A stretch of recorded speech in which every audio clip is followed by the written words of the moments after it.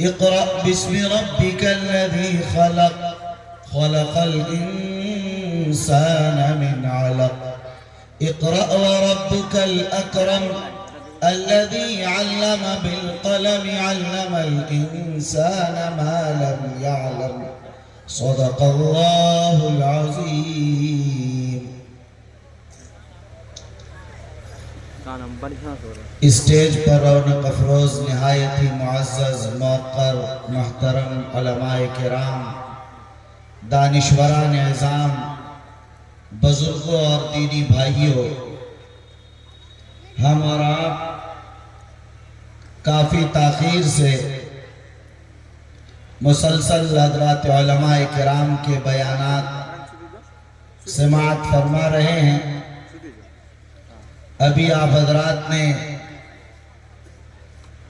بہت ہی قیمتی بیان حضرت مولانا مفتی احمد حسین صاحب قاسمی دامت برکاتہم العالیہ سے سماعت کی، اور اس سے پہلے حضرت مولانا وحید الزماں صاحب قاسمی سے بھی آپ حضرات نے بڑا ہی پرمغز مدلل بیان سماعت کیا. ابھی اور بھی مشائخ، بزرگان دین، خطباء اعظام، شعراء اسلام یہاں تشریف رکھتے ہیں، جو آپ حضرات کو اپنے قیمتی بیانات اور اپنے اشعار سے آپ حضرات کو مستفیض فرمائیں گے، اور بزرگوں کی دعا پر اس اجلاس کا اختتام ہوگا.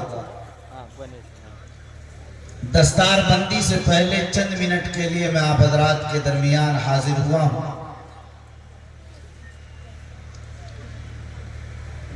ادارے کا یہ جلسہ دستار بندی ہے، ہر 2 سال پر منعقد ہوتا ہے. 12 بچے اس سال ہیں جنہوں نے حفظ کی فراغت حاصل کی، اور ان کے سروں پر آج پگڑی باندھی جائے گی. ظاہر ہے کہ ہم اور آپ یہ سمجھتے ہیں کہ قرآن مجید کا حفظ کرنا، مدرسے میں ڈال دیا، 3 سال 4 سال 5 سال میں بچہ حافظ ہو گیا. حالانکہ معاملہ ایسا نہیں ہے.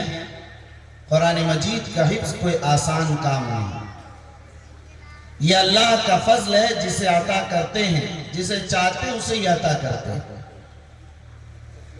بہت سے لوگ ہیں جو حفظ کرتے ہیں نہیں کر پاتے. آپ دیکھتے ہیں کہ ہزاروں کی تعداد میں لوگ شروع کرتے ہیں، سینکڑوں میں جا کر حافظ بنتے ہیں.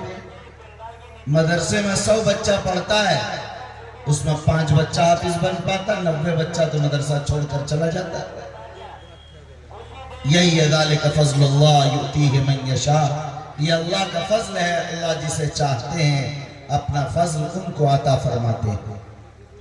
اس لئے ہر بچہ حافظ قرآن نہیں ہو پاتا. میرے بھائیوں، آپ جانتے ہیں کہ حضرت علامہ انور شاہ کشمیری رحمت اللہ علیہ بڑے محدث ہیں، بڑے حافظے کے مالک ہیں، جنہیں بخاری شریف حفظ یاد، حدیث کی کتاب مسلم شریف انہیں حفظ یاد، ہدایہ اور فتح القدیر کے حافظ کہلاتے ہیں.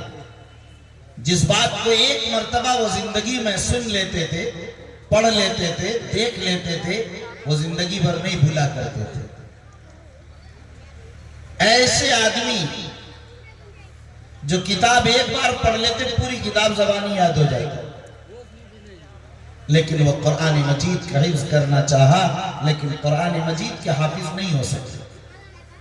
خود ان کے صاحبزادے میرے استاذ گرامی قدر حضرت مولانا سید انظر شاہ کشمیری نقر اللہ مرقدہ نے فرمایا کہ والد گرامی نے 3 مرتبہ حفظ کرنے کی کوشش کی، لیکن وہ 3 مرتبہ ناکام رہے، قرآن مجید کا حفظ نہیں کر سکتے. ہزاروں صفحات انہیں یاد ہیں، ہزاروں احادیث یاد ہیں، عربی درجات کی نصاب کی کئی متون یاد ہیں. اتنا بڑا علم کہ کتب خانہ دارالعلوم دیوبند کے جو ناظم تھے کہا کرتے تھے کہ اگر دارالعلوم دیوبند کی پوری لائبریری کو آگ لگ جائے اور ساری کتابیں جل جائیں تو مجھے غم نہیں اگر انور شاہ زندہ ہے کہ علامہ انور شاہ ساری کتابیں دوبارہ زبانی لکھ سکتے ہیں، لیکن وہ قرآن کے حافظ نہیں ہو سکتے۔ میرے بھائیو، آپ جانتے ہیں حضرت مولانا سید محمد ولی رحمانی نور اللہ مرقدہ ہمارے پیر و مرشد ہیں، مفکر اسلام حضرت مولانا سید محمد ولی رحمانی صاحب نور اللہ مرقدہ نے مجھ سے خود فرمایا کہ میرے خانوادے میں سیدنا شیخ عبد القادر جیلانی سے لے کر مجھ تک کوئی حافظ قرآن نہیں ہے۔ ان کے والد مولانا منت اللہ رحمانی، ان کے والد مولانا محمد علی گنگیری اور ان کے والد مولانا سید عبدالعلی، اور اس طرح اوپر جاتے چلے جائیں گے۔ وہ سیدنا شیخ عبد القادر جیلانی جو سرتاج الاولیاء قطب الاولیاء کہلاتے ہیں، سلسلہ نقشبندیہ کے بانی ہیں، مگر آپ کو حیرت ہوگی کہ فرمایا کہ بڑے بڑے علماء، زاہدین، سالکین، بڑے بڑے مقتدی رہنما، اللہ کے نیک اور مخلص بندے پیدا ہوئے، مگر یہاں سے لے کر وہاں تک کوئی حافظ قرآن پیدا نہیں ہوئے۔ یہ حفظ قرآن ایک نعمت ہے اللہ کی، ایک خاص دولت ہے، اللہ جسے چاہتے ہیں اسی کو عطا ہوتا ہے۔ ہر ایک چاہے کہ حافظ قرآن بن جائے نہیں بن سکتا۔ اس لئے یاد رکھیں میرے بھائیو، حافظ قرآن کون بنتا ہے؟ حافظ قرآن یا عالم دین یا خادم دین یا داعی دین یا مبلغ دین وہ بنتا ہے جو علماء کی خدمت کرتے ہیں، جو بزرگان دین کی جوتیاں سیدھی کرتے ہیں، جو لوگ اکڑ کر بات کرتے ہیں، بے ادبی کرتے ہیں، گستاخیاں کرتے ہیں، علماء کی عظمت، اس کی توقیر ان کے دلوں میں نہیں ہوتا ہے۔ مدارس کی عظمت اور مدارس کی افادیت اور اس کی اہمیت ان کے دل میں نہیں ہوتی، ان کی اولاد، ان کی نسلوں میں نہ حافظ پیدا ہوتا ہے نہ عالم پیدا ہوتے ہیں۔ اسی لئے مجھ سے اگر کوئی کہتا ہے کہ حضرت دعا کر دیئے کہ میرا بچہ حافظ قرآن ہو جائے، تو میں کہتا ہوں کہ بھائی دعا کرانی ہے صرف یا حافظ بنانا چاہتے ہو؟ حضرت حافظ بنانا چاہتے ہیں۔ میں کہا کرتا ہوں کہ لوگوں، اگر اپنی اولاد کو حافظ قرآن بنانا چاہتے ہو تو دو کام کرو۔ ایک کام تو یہ کہ اپنی اولاد کے لیے ماں باپ دونوں مل کر رات میں تہجد کے وقت اٹھ کر اللہ کے سامنے رو گڑ گڑاؤ اور خود دعا کرو اللہ سے، انشاءاللہ تمہاری دعائیں اللہ رائے گا نہیں کرے گا۔ اور دوسرا کام یہ کرو کہ تم علماء کی خدمت کرو، حفاظ کی خدمت کرو، ائمہ معززین کی خدمت کرو، ان کو ہدیہ دو، ان کے ساتھ ادب سے پیش آؤ، ان کی عظمت تمہارے دلوں کے اندر ہو۔ اگر ایسا کرو گے تو تمہاری اولاد حافظ قرآن بنے گی، عالم العمل بنے گی، تمہاری نسلوں میں قیامت تک علم و عمل کا سلسلہ جاری ہو جائے گا۔ اور اگر تم چاہو گے کہ مذاق بھی اڑاتے رہو، تمسخر اور استخفاف بھی علماء کی کرتے رہو اور تمہاری نسلوں میں حافظ قرآن پیدا ہو جائے، یہ نہیں ہو سکتا، یہ ناممکن بات ہے۔ اس لیے مرشد گرامی قدر مفکر اسلام حضرت مولانا ولی رحمانی صاحب نور اللہ مرقدہ فرمایا کرتے تھے اپنے تقریروں میں کہ لوگوں اپنی اولاد کو اس لالچ میں ہی تو حافظ بنا لو تاکہ کل قیامت میں تمہاری نجات کا سامان دو سکے۔ ہمیں چاہیے کہ ہم اپنی اولاد کو بھی حافظ قرآن بنائیں، اور آج کی دستار بندی سے ہم سب کو سبق لینا چاہیے کہ ہم بھی اپنی اولاد کو، اپنے بیٹے کو، اپنی بیٹی کو، اپنے پوتے کو، نواسے کو، اپنے رشتہ دار کو، اپنے اعزہ کو، جو بھی ہیں ہم انہیں حافظ قرآن بنائیں گے۔ اب یہ عہد لے کر جائیں گے۔ یقین مانیے کہ اگر آپ نے آج کتنا آسان سودا، آپ نے اپنے بیٹے اپنے پوتے کو حافظ قرآن بنا لیا۔ میں کہا کرتا ہوں کہ لوگوں اگر اپنی اولاد کو حافظ قرآن نہیں بنا سکتے، آپ کے پاس اولاد نہیں، بڑی ہو گئی، حفظ نہیں کر سکتی، آپ کے پاس بچے نہیں ہیں، آپ مدرسے میں جائیے، مدرسے کے محترم صاحب مولانا معظم صابر قاسمی صاحب سے ملیے، ان سے کہیے کہ مولانا ہمارے پاس اولاد نہیں، مگر آپ کے مدرسے میں تو بچہ ہے غریب، ہم اسی کو حافظ قرآن بنانا چاہتے ہیں، 1 سال کا خرچ بتائیے کہ کیا خرچہ آتا ہے۔ انہوں نے بتایا کہ 10,000 روپے خرچ آتا ہے۔ آپ نے 10,000 روپے ان کو 1 سال کا دے دیا، پھر اگلے سال 10,000 دے دیے، پھر تیسرے سال 10,000 دے دیا۔ اب مولانا معظم صاحب آپ کو بتائیں گے کہ بھائی آپ کا بچہ حافظ قرآن ہو چکا ہے، یا نہیں تو کہیں گے کہ 5 پارہ رہ رہا، اگلے سال ہوگا، چوتھے سال ہوگا۔ کبھی 3 سال میں بچہ حافظ ہو جاتا ہے، کبھی 4 سال میں ہو جاتا ہے، اگر کمزور ہے تو 5 سال میں ہو جاتا ہے۔ تو آپ تو صرف 30,000 روپے یا 40 یا 50,000 میں حافظ بنا سکتے ہیں، اور صرف 50,000 روپے میں آپ جنت خرید سکتے ہیں۔ بتائیے کتنا سودا آسان ہے اور کتنا سستا سودا ہے جنت کا، آپ ذرا اس کا اندازہ لگائیں۔ 40,000 میں جنت حاصل کر، لیکن یہ آج حاصل ہو جائے گی جنت۔ اس کا معاملہ ایسے ہی ہے جیسے کہ واقعہ لکھا ہے کہ ایک روز ہارون رشید کی بیوی زبیدہ کہیں جا رہی تھی، راستے میں شاہ بہلول کو دیکھا کہ وہ گھروندے بنا رہے ہیں، چھوٹے چھوٹے مٹی کے گھر بنا رہے۔ بہلول بزرگ ہیں، دیوانے ہیں، مجنون ہیں، وہ اللہ کی یاد میں دیوانگی کی کیفیت ہے۔ زبیدہ نے پوچھا بہلول کیا کر رہے ہو؟ بہلول نے کہا کہ میں گھر بنا رہا ہوں۔ کہا کیا، کون سا گھر؟ کہا کہ جنت میں گھر بنا رہا ہوں، کیا خریدنا ہے تمہیں؟ زبیدہ نے مذاق سے کہا کہ ہاں خریدنا ہے۔ بہلول نے کہا کہ لاؤ 1,000 دینار لاؤ۔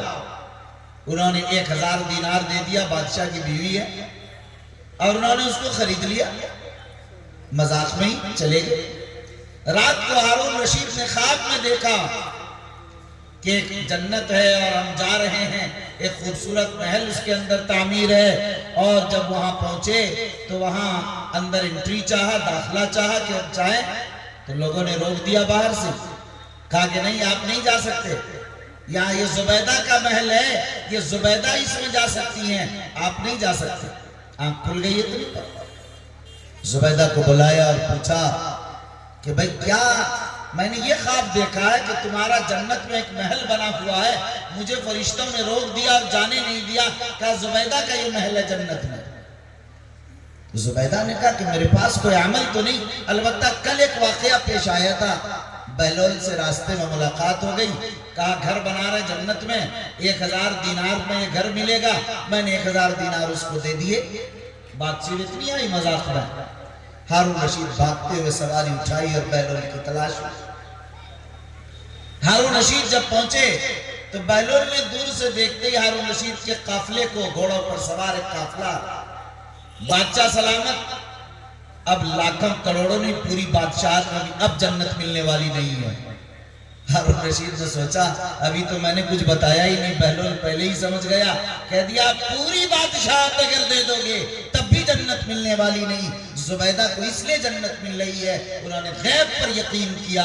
اے میرے بھائیو، آج غیب پر یقین کیجئے۔ اگر آپ نے 40,000 مدرسے والے کو دیا، 4 قسطوں میں دیا، 4 سال میں دیا، صرف 40,000 روپے میں آپ نے جنت حاصل کر لیا۔ اس لیے کہ جنت حاصل کرنے کا جو یہ راستہ ہے سب سے شارٹ کٹ راستہ ہے، سب سے سستا، سب سے آسان راستہ ہے، اس لیے کہ یہاں قرآن کے حافظ کا معاملہ ہے، جنت مل کر رہنی ہے۔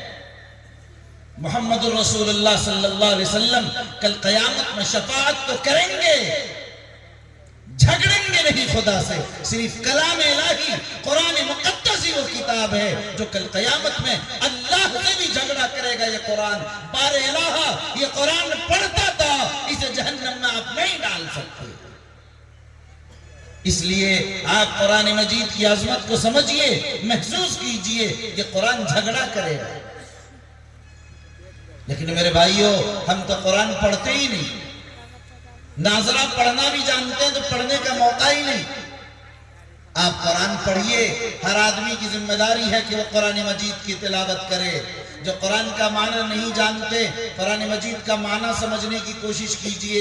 جو عمل نہیں کرتے، عمل کرنے کی کوشش کیجئے، چاہے 50 سال کی عمر کے ہوں، 60 سال اور 70 سال کے۔ ہر آدمی کو چاہیے کہ اپنے استاد سے، اپنے مدرسے کے اساتذہ سے، اپنے مسجد کے امام صاحب سے، اپنی مسجد کے مؤذن صاحب سے، اپنے محلے کے مولانا صاحب سے، اپنے پڑوس کے قاری صاحب سے قرآن مجید ضرور سیکھے، اس لیے کہ جو شخص قرآن نہیں پڑھنا جانتا وہ اس دھرتی پر بوجھ ہے سراسر۔ جو اللہ کا کلام ہی نہیں پڑھنا جانتا اس کو اس دنیا میں جینے کا حق حاصل نہیں، اس لیے کہ یہ قرآن اللہ کا کلام ہے جو سب سے قیمتی دولت اور سب سے قیمتی پونجی ہے۔ اس قرآن کے بارے بخاری کی روایت فرمایا، القرآن هو کلام اللہ وخرج من وتبرک من، قرآن اللہ کا کلام ہے، اللہ کی ذات سے نکل کر آیا ہے، لوگوں اس قرآن سے برکت حاصل کرو۔ اس لیے قرآن ہی اللہ کی ذات سے نکل کر آیا ہے۔ بیت اللہ اللہ کا گھر تو ہے، اللہ کی ذات سے نکل کر نہیں آیا۔ محمد رسول اللہ نے اللہ کی ذات سے نکل کر نہیں آئے ہیں۔ ایک صرف قرآن ہے جس کے بارے کہا کہ خرج منہ، اللہ کی ذات سے نکل کر، یہ اللہ کا کلام، اللہ کی زبان مبارک سے نکلے ہوئے ارشادات ہے یہ قرآن۔ تورات اللہ کا کلام نہیں، زبور اللہ کا کلام نہیں، انجیل اللہ کا کلام نہیں، صحیفہ موسیٰ اللہ کا کلام نہیں، صحیفہ ابراہیم اللہ کا کلام نہیں، صحیفہ شیس اللہ کا کلام نہیں، صحیفہ شعیب اللہ کا کلام نہیں۔ اللہ کا کلام اگر ہے صرف ایک کتاب قرآن مجید اللہ کا کلام۔ اسی لئے کہا کہ قرآن سے برکت حاصل کرو۔ اس دور میں تو بہت سے لوگوں کو برکت سے وحشت ہونے لگتی ہے، وہ سمجھتے ہیں کہ برکت کیا چیز ہے، برکت سے ہی دور رہتے ہیں۔ قرآن بخاری کی روایت ہے، بخاری صاف صاف کہہ رہے قرآن سے برکت حاصل کرو۔ یہ قرآن تبرک ہے، تبرک۔ اسی بنیاد پر قرآن کا پڑھنا جس طرح ثواب ہے، قرآن کا سننا بھی ثواب ہے، حتیٰ کہ قرآن کا دیکھنا بھی ثواب ہے، قرآن کا چھونا بھی ثواب ہے، قرآن کو آنکھوں سے لگانا بھی ثواب ہے، قرآن کو سر پر رکھنا بھی ثواب ہے، قرآن کا ادب کرنا بھی یہ ثواب ہے، قرآن کا احترام کرنا بھی ثواب ہے، قرآن کا سمجھنا بھی ثواب ہے، قرآن کا سمجھانا بھی ثواب ہے، قرآن پر عمل کرنا بھی ثواب ہے، قرآن پر عمل کرنا بھی ثواب ہے، قرآن کی باتیں بتانا بھی ثواب ہے، قرآن کی باتوں کی رہنمائی کرنا بھی ثواب ہے، قرآن کی تلاوت کے ادارے قائم کرنا، قرآن کی تعلیم کے ادارے قائم کرنا، قرآن کے احکامات کے لیے لوگوں کے قلوب کو مزکہ و مجلہ اور مصفہ کرنے کے لیے خانقاہوں کا قائم کرنا، قرآن کے احکامات تبلیغ کے لیے تبلیغی جماعت کا قیام کرنا، دعوت اللہ کی راہیں ہموار کرنا، یہ سب ثواب اس لیے ہے کہ قرآن مجید سے اس کا رشتہ جڑ جاتا ہے۔ اس لیے میرے بھائیوں، آپ اس قرآن مجید کی عظمت کو محسوس کیجیے۔ ایک بات اور یاد رکھیں، یہ قرآن کے ادارے ہیں، یہ مدرسہ، یہ جو مدرسہ ہے، ان مدرسوں کو آپ قیمتی سمجھیے، اپنا رشتہ اور اپنا تعلق اس ادارے سے مضبوط کر لیجیے۔ وہ لوگ دنیا اور آخرت دونوں میں کامیاب ہو جائیں گے جن کا رشتہ اور جن کا تعلق مدرسوں سے ہوگا، اور جن کا تعلق مدرسوں سے نہیں ہوگا وہ ناکام و نامراد ہو جائیں گے، اس لیے کہ اللہ کے قائم کرنے کے لیے ادارے۔ میرے بھائیوں یاد رکھیے کہ یہاں اصل جو بنیاد ہے نظام وہ مدرسہ ہے۔ میں کہا کرتا ہوں کہ مدرسہ مرکز المراکز ہے، اگر مدرسہ ہوگا تو مکتب بھی ہوگا، خانقاہ بھی قائم ہوگی، تبلیغی جماعت کا مرکز بھی ہو جائے گا، لیکن سب کا سر چشمہ، سب کا منبع در حقیقت یہ مدرسہ ہے۔ مدرسے ہی افراد تیار کرتے ہیں خانقاہوں کے لیے، مدرسے ہی سے افراد تیار ہوتے ہیں تبلیغی جماعت کے لیے، مدرسے ہی سے افراد تیار ہوتے ہیں مکاتب کے لیے، مدرسے ہی سے افراد تیار ہوتے ہیں دعوت اللہ کے لیے، مدرسے ہی سے افراد تیار ہوتے ہیں جہاد فی سبیل اللہ کے لیے، مدرسے ہی سے افراد تیار ہوتے ہیں تحریکات کے لیے، تنظیموں کے لیے، جماعتوں کے لیے، جمعیتوں کے لیے، خدمت خلق کے لیے۔ میرے بھائی یہ سب کا مرکز اور سرچشمہ مدرسہ ہے۔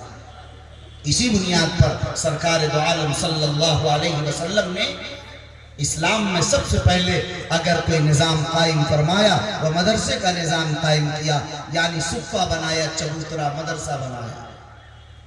سرکار دو عالم صلی اللہ علیہ وسلم نے الگ سے خانقاہ نہیں بنائی، ان کا کام تزکیہ کا بھی تھا، لیکن کہا اس پیلر پر بیٹھو، یہاں جمع ہو جائیں، یہاں قلب کا تزکیہ ہوگا۔ سرکار دو عالم مبلغ اعظم بھی ہیں، لیکن اس کے لیے تبلیغ کا کوئی مرکز نہیں بنایا، بلکہ اس پیلر کے پاس بیٹھ جاؤ، یہاں دعوت اللہ کے لیے وفد کو روانہ کیا جائے گا۔ سرکار دو عالم صلی اللہ علیہ وسلم ذکر کے حلقے بھی لگاتے تھے، لیکن فرمایا اس پیلر کے پاس بیٹھ جاؤ۔ سرکار خواب کی تعبیر بھی بتاتے تھے، لیکن وہی بیٹھ جاتے تھے محراب میں، وہی خواب کی تعبیر بتاتے تھے۔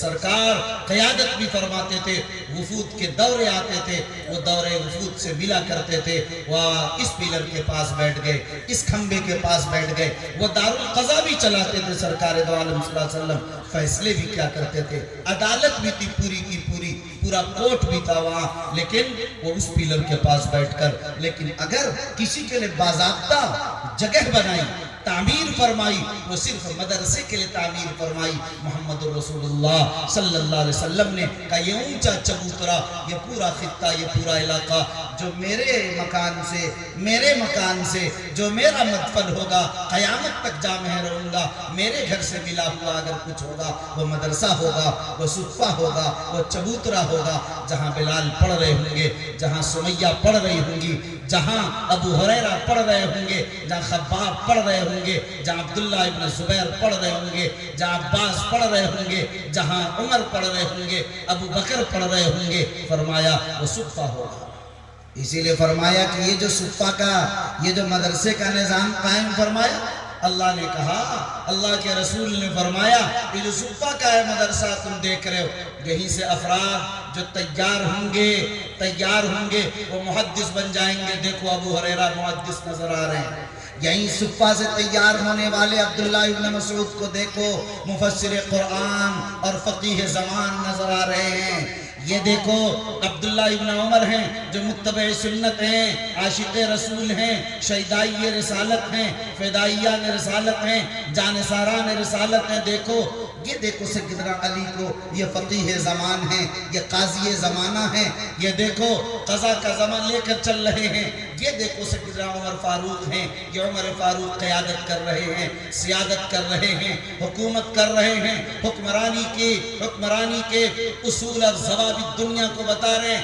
یہ دیکھو اسی پر بیٹھ کر امیر معاویہ تیار ہو رہے ہیں، جو سیادت اور قیادت کی راہیں دنیا کو دکھا رہے ہیں۔ یہ دیکھو ابو بکر ہیں جو صدیقانہ شان رکھتے ہیں، صداقت کا تاج دنیا کو پہنانے کے لیے یہاں بیٹھ رہے ہیں، جو جانشین بن رہے ہیں محمد رسول اللہ صلی اللہ علیہ وسلم کے۔ وہ صدیق اکبر بھی اسی چبوترے پر بیٹھ کر علم دین حاصل کر رہے ہیں۔ دیکھو اس چبوترے پر بیٹھنے والا مبلغ بھی بن رہا ہے، داعی بھی بن رہا ہے، مجاہد بھی بن رہا ہے، مفسر بھی بن رہا ہے، محدث بھی بن رہا ہے، وہی تاجر بھی بن رہا ہے، وہی کاشتکار بھی بن رہا ہے، وہی سیاست اور قیادت کے باغ ڈور کو سنبھالنے والا بھی بن رہا ہے۔ ساری چیزیں، ساری تنظیموں، تحریکوں، جماعتوں کو افراد اسی صفہ اور چبوترا سے ملنا۔ وہیں سے نکلنے والے ابو ذر غفاری ہیں جو خلوت کی راہ اختیار کر رہے ہیں، جنگلوں میں جا کر زاہدانہ زندگی گزار رہے ہیں، اور وہیں پر ایسے ایسے افراد تیار ہو رہے ہیں جو معاشرے کی اصلاح میں لگے ہوئے ہیں۔ سارا نظام اسی سے بن رہا ہے۔ میرے بھائیوں، مجھے آپ کو صرف بتانا یہ تھا کہ یہ مدرسہ بڑا قیمتی سرمایہ ہے۔ ایک بات اور بتانا چاہتا ہوں، یہ مدرسہ در حقیقت صرف تعلیم کا مرکز نہیں، صرف تربیت کا مرکز نہیں، یہ ایمان کی حفاظت کا مرکز ہے۔ اس بات کو اچھی طرح سمجھ لیجئے گا، بیلگچھی کے مسلمانوں، غور سے سن لینا اس پیغام کو۔ یہ مدرسہ ایمان کی حفاظت کا سامان فراہم کرتا ہے۔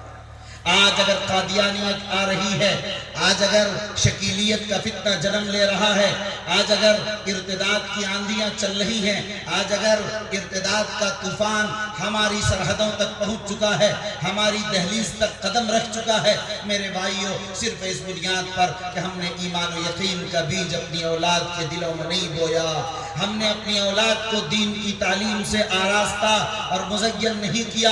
اگر ہم نے اپنی اولاد کو قرآن پڑھا دیا ہوتا، ہم اپنی اولاد کو مکتب سے لے کر مدرسے کی تعلیم دلا دیا ہوتا، تو ظاہر ہے کون سا فتنہ قادیانیت، کون سا فتنہ شکیلیت، اور کون سا ارتداد، اور کون سا کفر، اور کون سا الحاد، اور کون سا زندقہ ہے جو ان کے قدم تک، ان کے قریب تک پھٹکنے کی بھی ہمت کرتا۔ سوال ہی نہیں پیدا ہوتا ہے۔ جو مدرسوں میں ایک دن قدم رکھ لیتا ہے، علماء کی آنکھوں کے سامنے بیٹھ جاتا ہے، ان بزرگوں کی صحبت اختیار کر لیتا ہے، ان بزرگوں کی جوتیاں سیدھی کر لیتا ہے، خدا کی قسم ارتداد سے خدا اس کو محفوظ کروا دیتے ہیں۔ آپ نے نہیں سنا ہمارے اکابر کے قدم جن بستیوں اور جن گاؤں میں پڑ گئے، اللہ نے بدعات و خرافات کو وہاں سے ختم کر دیا۔ ہمارے بزرگوں کی نگاہیں جن پر پڑ گئی، ان کے دل کے ایمان کو ایسا گرما دیا کہ اس کی حرارت کبھی ٹھنڈک میں تبدیل نہیں ہو سکتی۔ اس لئے میرے بھائیو، قرآن نے اسی لئے کہا یا ایھا الذین آمنوا اتقوا اللہ وکونوا مع الصادقین، ایمان والو اللہ سے ڈرو اور سچوں کی صحبت اختیار کرو، اللہ والوں کے ساتھ رہو، ان کی صحبت اختیار کرو، اس لئے کہ جو کرشمہ بدلتا ہے یہ صرف صحبت کا نتیجہ ہے، صرف صحبت کا نتیجہ ہے۔ میرے بھائیو، کیا تھی وہ بات کہ ایک ادنا صحابی بھی اعلیٰ سے اعلیٰ درجے کے بزرگ، چاہے وقت کے جنید بغدادی شبلی ہوں، وقت کے رومی و رازی ہوں، وقت کے امام غزالی کیوں نہ ہوں، وقت کے شیخ جیلانی، علامہ سہروردی، علامہ نقشبندی کیوں نہ ہو، فرمایا کہ ادنا صحابی کے گھوڑوں کے ٹاپوں کے نشان قدم کے جو دھول ہیں اس کے برابر بھی نہیں ہو سکتے۔ یہ وہ ہے، انہوں نے محمد رسول اللہ کی صحبت پائی تھی۔ یہ صحبت بڑی قیمتی چیز ہے۔ آپ ان بزرگوں کی صحبت اختیار کیجئے، ان کی مجلسوں میں بیٹھیے، ان سے کچھ سیکھیے، ان کی نگاہیں اگر آپ پر پڑ جائیں گی، یقین مانیے آپ کے دل کی دنیا بدل جائے گی۔ لوگ سمجھتے ہیں ہم موبائل پر تقریر سن لیتے ہیں، لوگ سمجھتے ہیں ہم اپنے گھروں میں یوٹیوب سے باتیں سیکھ لیتے ہیں۔ میرے بھائیو، وہ نگاہیں کہاں سے لاؤ گے جو نگاہیں تمہیں مجلس میں پڑھ رہی ہیں؟ چھتہ مسجد کے اندر مولانا یعقوب نانوتوی صدر المدرسین تھے دارالعلوم دیوبند کے، پہلے صدر مدرس تھے یعقوب نانوتوی۔ حضرت مولانا اشرف علی تھانوی کے بھی استاذ ہیں۔ مولانا یعقوب نانوتوی خود ہی امامت فرماتے تھے چھتے کی مسجد میں دیوبند میں۔ فرمایا کہ وہ دیکھتے کیا تھے کہ جب نماز شروع کرتے ہیں روزانہ مسجد چمک اٹھتی ہے، روشن ہو جاتا ہے۔ ایک روز اپنے خادم کو لگایا کہ گیٹ پر کھڑے رہو، دیکھو جب میں نماز شروع کرتا ہوں تو روشنی ہو جاتی مسجد میں، کیا معاملہ ہے؟ تو شاگرد نے دیکھا گیٹ پر کھڑے ہو کر کہ ایک صاحب آئے، ان کے آنے کی وجہ سے پوری مسجد چمک اٹھی اور پوری مسجد دمک اٹھی اور پوری مسجد روشن ہو گئی۔ اس زمانے میں تو چراغ جلا کرتا تھا، روشن ہو گئی۔ بتایا حضرت ایک آدمی ہے، ان کے آنے کی وجہ سے روشنی ہوتی۔ حضرت نے فرمایا کہ کل جب وہ شخص آئے ان کو روکنا اور کہنا کہ مجھ سے مل کر جائے۔ کل اس نے روکا کہ حضرت نے آپ کو یاد کیا، حضرت کے پاس لے کر گیا، پوچھا کہ کیا معاملہ ہے؟ انہوں نے کہا کہ حضرت یہ میرا ایک راز ہے۔ کہا نہیں بتاؤ۔ انہوں نے کہا کہ جب حضرت سید احمد شہید اور حضرت شاہ اسماعیل شہید رحمت اللہ علیہ کا قافلہ بالاکوٹ کی پہاڑی پر رائے بریلی سے جا رہا تھا، دیوبند ہی کے راستے سے گیا تھا، اور یہی قاضی مسجد کے نکڑ پر میں کھڑا تھا جب یہ قافلہ آیا تو شاہ اسماعیل شہید اور سید احمد شہید کی نظر مجھ پر پڑ گئی تھی۔ میرا بالکل بچپن کا زمانہ تھا۔ اس کے بعد سے میری یہ کیفیت بدل گئی کہ میں جس اندھیرے مکان میں جاتا ہوں وہ اندھیرا کمرہ روشن ہو جاتا ہے، اور جس تاریک مکان میں جاتا ہوں وہ تاریک مکان جگمگا اٹھتا ہے۔ اسی کی نظر کی برکت ہے۔ میرے بھائیو، یہ ہے بزرگوں کی نظر کی برکت، یہ ہے بزرگوں کی نظر کی برکت۔ حضرت تھانوی رحمت اللہ علیہ جو بڑے محتاط لکھتے اور بولتے تھے، آپ جانتے ہیں کتنی احتیاط تھی ان کی زندگی میں۔ حضرت تھانوی نے ایک عجیب واقعہ لکھا۔ حکیم الامت حضرت مولانا اشرف علی تھانوی رحمت اللہ علیہ نے اپنے خطبات میں ایک واقعہ لکھا۔ شاہ عبد القادر محدث دہلوی رحمت اللہ علیہ قرآن مجید کا ترجمہ لکھ رہے تھے۔ اس مسجد کے باہر ایک روز نکلے، سیڑھی پر کھڑے، قرآن کا کوئی ترجمہ سوچ رہے تھے، غور کر رہے تھے اسی پر۔ اچانک ان کی نظر پڑی، ایک کتا سامنے کھڑا، کتے کو دیکھ رہے مگر سوچ رہے ترجمہ، اور کھڑے۔ से उन पर नजर पड़ गई। वो कुत्ता जब वहां से निकला और दिल्ली की जिन गलियों में जाता था, उन कुत्ते के पीछे 10-20 कुत्ते उनके पीछे चल रहे थे। लोगों ने पूछा तो कहा शाह अब्दुल कादिर की नजर इस पर पड़ गई। मेरे भाइयों, एक कुत्ते पर नजर पड़ गई तो 10-20 कुत्ते उनके पीछे चलने लगे। अगर अल्लाह वालों की हम पर नजर पड़ जाए इंसानों पर, तो बताइए कि अल्लाह वालों की नजर जब पड़ जाए तो क्या दिल की दुनिया नहीं बदलेगी? तो मेरे भाइयों, अल्लाह वालों की सोहबत इख्तियार करो, कुरान वालों की सोहबत इख्तियार करो, इन उलमा से मोहब्बत करो, उसके लिए भी नजात हो जाएगी कल क़यामत में। इन हुफ़ाज़ से मोहब्बत करो।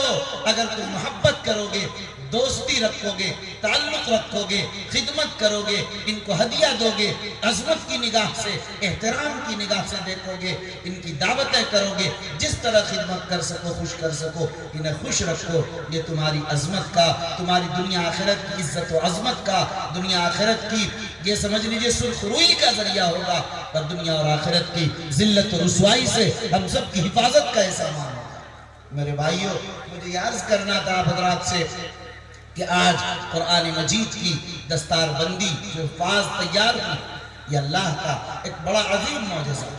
ये इदारे जिस पर मेहनत कर रहे हैं, अगर आप इन इदारों की के लिए ताउन करेंगे, इन इदारों के मुहतिम साहब से जाकर कहेंगे कि हम एक हाफिज बनाना चाहते हैं। हर आदमी अगर ये अहद कर ले कि हमको एक हाफिज बनाना है अपनी जन्नत के लिए, करोड़ों रुपए तो कमाई रहे, प्लाट और फ्लैट, जमीन और जायदाद और बैंक और बैलेंस, बेटा और बेटी, नाती और नतनी, पोता और पोती, रिश्तेदार और दोस्त और अहबाब, अजीज और अकारीब, न मालूम किस किस के लिए कितना कमाल खर्च कर रहे हैं। अहद करो कि 10,000 रुपए मदरसे को देना है और 4-5 साल तक लगातार देना है, और एक हाफिज कुरान बनाना है।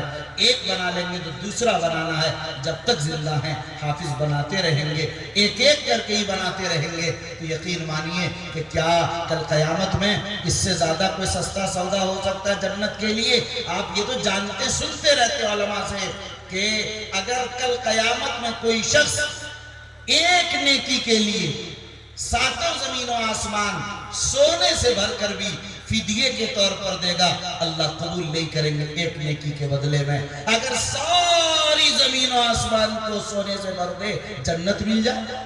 नहीं मिल सकती।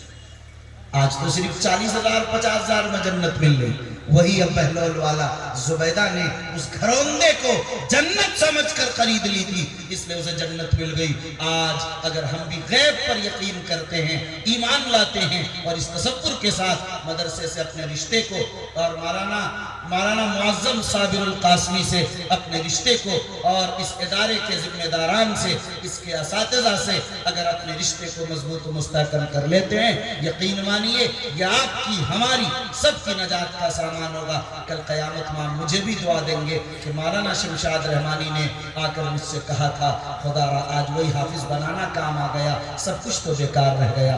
इसलिए मेरे भाइयों, आप इस अहद के लिए तैयार हैं कि हर आदमी जिसको भी अल्लाह ने तौफीक दी, और मैं कहा करता हूँ लोगों तौफीक किसे कहते हैं? ये बेवकूफ बनाने की बात है। मेरे पास पैसा नहीं, एक नाश्ता छोड़ दो, एक नाश्ता छोड़ दो, एक वक्त नहीं है पैसा, मत खाओ एक टाइम, 3 के बजाय 2 ही कर लो। सिर्फ इसी में तुम 10,000 साल में तैयार कर सकते। अरे हो सकता है कि नहीं हो सकता? 1,000 एक महीने में हो जाए। कौन आदमी है जिसको 1,000 एक महीने में नहीं होगा? कोई इस मजलिस में नहीं होगा इल्ला माशा अल्लाह। इसलिए मेरे भाई, आप सब अहद कीजिए पुख्ता, ये इदारा तरक्की करे, आगे बढ़े, यहाँ अरबी दर्जात की आला से आला तालीम हो, हुफ़्फ़ाज़ बने, क़ुर्रा बने, दीन के खुद्दाम बने, दीन के दाइयान बने, मुबल्लिगीन तैयार हों, अल्लाह के नेक और साले बंदे तैयार हों। इसके लिए आप हज़रात की खिदमत और अज़मत के साथ खिदमत, मोहब्बत के साथ खिदमत, ये आपसे मांगने न जाएं, आप ला कर पहुँचाएँ कि मौलाना ये लीजिए। बताइए इस अज़मत के साथ, इस अज़मत क़ुरआन के लिए और अपनी आखिरत और जन्नत के लिए कौन लोग हैं जो लोग इस मजलिस में से हाफिज बनाना चाहते हैं? हाथ उठाकर जरा बताइए कितने लोग हैं जो हाफिज बनाना चाहते हैं? यही इतने ही लोग, सब नहीं बनाना चाहते। सारे लोग हाथ उठाकर यकीन बयानी करें। माशाअल्लाह माशाअल्लाह। और कितने लोग हैं जो अभी वादे में नाम लिखाना चाहते हैं? कुछ लोग جنہیں اللہ کا یقین ہے کہ ہمیں اللہ کی جنت حاصل کرنی اور کمانی ہے اور اللہ سے ہمیں حاصل کرنا ہے۔ ہیں کچھ ایسے مخلصین، ہیں کچھ ایسے جو لوگ ہیں 2 منٹ کا موقع ہے، آ کر بتا دیجئے، ہیں جو لوگ چاہتے ہیں کہ ہم سال میں 10,000 روپے اس مدرسے کو حافظ قرآن بنانے کے لیے دیں گے؟ ہیں کوئی اللہ کے نیک و مخلص بندے؟ ہیں بھائی؟ بلگچی کے لوگ اتنے کمزور نظر آ رہے ہیں کچھ لوگ جو ہیں لکھانے والے، کھڑے ہو جائیے اپنی جگہ، صرف ارادہ کر لیجئے، ابھی دینا نہیں ہے، آپ کی جیب میں پیسہ نہیں، ارادہ آپ کریں گے، اللہ غیب سے آپ کی نصرت کرے گا، اللہ آپ کی مدد کرے گا۔ مدد کرنے والی ذات خدا کی ہے، پوری کرنے والی ذات خدا کی ہے، آپ کو نہیں کرنا ہے، آپ کو تو صرف نیت کرنی، کھڑے ہو کر ہاتھ اٹھائیے، بیٹھ کر نہیں، ماشاءاللہ۔ آپ لوگ نام لکھ لیجئے ذرا ادھر آ کر، صرف نام لکھتے جائیے، ان حضرات کا نام لکھائیے، 2 آدمی ہوئے، دونوں نام آگے آ کر نام لکھا دو۔ اللہ کی جنت کمانے کے لیے میرے بھائیوں 10,000 روپے کوئی معاملہ نہیں۔ آئیے آپ بھی آجیے، وہاں سے ہاتھ مت اٹھائیے، آگے آ کے نام لکھائیے۔ آئیے ماشاءاللہ، ابھی دینا نہیں، نام لکھانا ہے۔ آجیے، ان کا بھی نام لکھیے۔ آجیے حاجی صاحب، آپ بھی ماشاءاللہ آجیے۔ جو لوگ دینا چاہ رہے ہیں، ابھی نہیں ہے، نام لکھانا چاہتے ہیں، جلدی آئیے، ابھی دستار بندی ہوگی۔ آپ اپنی اولاد کو حافظ بنائیں گے، یقین نہیں کہ وہ حافظ بن جائے گا۔ کیا ماشاءاللہ، اور پھر حافظ بنانا چاہتے ہیں، ماشاءاللہ ماشاءاللہ۔ آئیے، یہ بھائی صاحب کا نام لکھ، کیا نام ہے آپ کا؟ نام لکھیے ماشاءاللہ۔ محتم صاحب نام لکھیے، محمد سرفراز عالم صاحب، آپ اپنا نام بتائیے۔ 10,000 روپے سال کا دینا ہے، صرف ہر سال، ہر 4 سال میں ایک حافظ تیار ہوگا۔ کل قیامت میں یہی آپ کی نجات کا سامان ہوگا۔ دنیا کی رنگینیاں، بکلمینیاں اور دنیا کی یہاں کی عیش اور مستیاں، یہ ساری چیزیں ختم ہو جانے والی ہیں، کام آنے والی صرف وہی ہیں جنہوں نے یہ محنت کی ہمیں اللہ کے لیے حافظ قرآن بنانا۔ انشاءاللہ بنائیں گے بھائی، انشاءاللہ انشاءاللہ ماشاءاللہ۔ آجیے بھائی، آجیے، ان کا نام لکھیے۔ کیا نام ہے آپ کا؟ محمد غفران، ماشاءاللہ، نام لکھیے اس کا، یہ بھی حافظ قرآن بنائے۔ اللہ ان کی مغفرت فرمائے، اللہ ان کے درجات بلند فرمائے۔ اور کون ہے بھائی؟ آئیے، اور جو لوگ ہیں میرے سامنے نام لکھوا دیجئے۔ یہاں حضرت تشریف فرما ہے، علماء کرام تشریف فرما ہے۔ آپ جانتے ہیں کہ ماشاءاللہ، دیکھیں حافظ صاحب جو جنتی ہیں وہ خود اپنی جنت کے لئے کتنے محتاج ہیں، اور صرف دیکھیے 10 مہینے میں آپ نے حفظ کیا۔ ماشاءاللہ، کھڑے ہوئے ماشاءاللہ، انہیں مبارکباد دیجئے آپ حضرات۔ 10 مہینے میں اس اللہ کے مخلص بندے نے حفظ کیا، ماشاءاللہ، یہ اللہ کے کلام کا معجزہ۔ آئیے، اچھا بلگچی کے لوگ تو بڑے مضبوط لوگ ہیں۔ اچھا شبیر بھائی، ہاں تو شبیر بھائی تو بہادر آدمی، ماشاءاللہ، شبیر کے معنی بہادر ہیں، ماشاءاللہ۔ آپ کا کیا نام ہے؟ آئیے بھائی، آئیے، مجھے صرف حافظ قرآن، اس کے علاوہ میرا کوئی کام نہیں۔ میں چاہتا ہوں کل قیامت میں میری نجات کا سامان ہو جائے۔ جب آپ کی نجات ہو رہی ہوگی، خدا کہے گا مجھے بھی کہ چلو ان کے طفیل تمہاری بھی نجات ہو جائے۔ میرے بھائی آ جائیں، کتنے لوگ ہو گئے؟ مولانا راغب الحسینی صاحب 9 لوگ ہو گئے، ایک آدمی آجیے، پھر میں دروازہ بند کر دوں گا۔ تلک عشرۃ کاملہ، یہ 10 کی تعداد ایک مکمل کی تعداد ہوتی ہے، اس لیے آپ حضرات جو آنا چاہیں 10ویں کے بعد جو لکھانا چاہیں گے وہ دروازہ بند کر دیا جائے۔ الحاج شمیم اختر صاحب، ماشاءاللہ، اللہ حاجی شمیم صاحب کو بار بار حج کی توفیق دے، اللہ ان کی نسلوں میں علم و عمل کے سلسلے کو جاری فرمائے، اور اللہ تعالیٰ انہیں دنیا اور آخرت کی عزتیں، عظمتیں، سرفرازیاں اور سربلندیاں نصیب فرمائے۔ ہمارے پاس صرف 3 منٹ ہے بھائی، اگر کوئی آنا چاہیں تو آ جائیے، اور نہیں تو میں اپنی بات مکمل کرنے جا رہا ہوں۔ بہرحال 10 لوگ ہو گئے، ماشاءاللہ، 11ویں لکھ لیجئے، 11 کوکبہ بھی ہے، لکھ لیجئے۔ کیا نام ہے؟ اکبر بھائی، اکبر علی دم کا، ماشاءاللہ ماشاءاللہ۔